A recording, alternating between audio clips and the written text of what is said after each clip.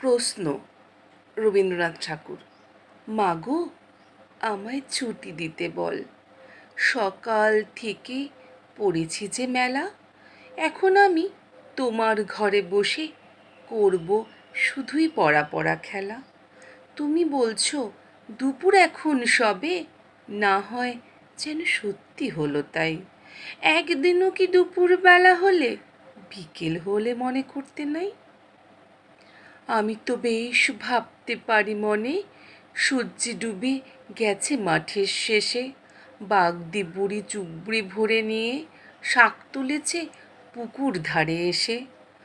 আধার হলো মাদার গাছের তলা, কালি হয়ে এলো দিঘির জল।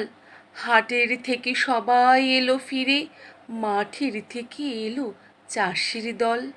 মনে কর না উঠল সাজের তারা, মনে কর না সন্ধ্যা হলো যেন। রাতের বেলা দুপুর যদি হয়, দুপুরবেলা রাত হবে না কেন?